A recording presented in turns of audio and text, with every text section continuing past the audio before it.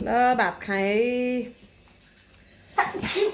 टमाटरको अचार, सोयाबिन र त्यो जुत्ती झिङ्गानी भन्नेको सब्जी, अनि मुसुरीको दाल छ, यो दही छ। मुसुरीको दाल चाहिँ ल